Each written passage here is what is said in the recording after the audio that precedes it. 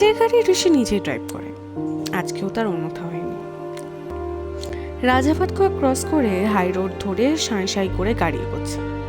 রাস্তার দুদিকে জঙ্গলের বড় বড় গাছগুলো ভূতের মতো দাঁড়িয়ে রয়েছে। দিয়াশা ফোনে এই রাস্তাটি ভিডিও করছিল। হঠাৎ করে গাড়িটা সজোরে ব্রেক কষলে চমকে ওঠে দিয়াশা। গাড়ি থামানোর কারণ দিয়াশা জানতে চাইলে ঋষি বলে একটা বাচ্চাকে নাকি ছুটে রাস্তা পার হয়ে যেতে দেখলো গাড়ির সামনে দিয়ে।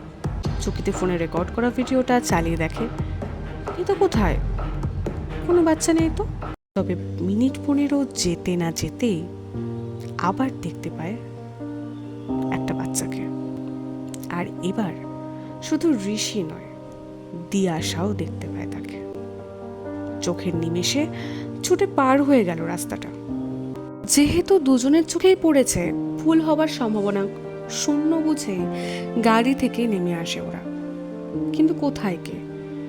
ঋষি আবারও মনের ভুল ভেবে গাড়িতে উঠতেই যাচ্ছিল, থমকে যায় দিয়াশার কথা।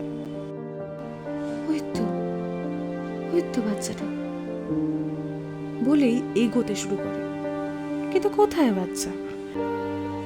বেশ কয়েকবার ডেকেও সাড়া না পেলে ঋষি ছুটে গিয়ে দিয়াকে আটকানোর জন্য হাতটা টেনে ধরে।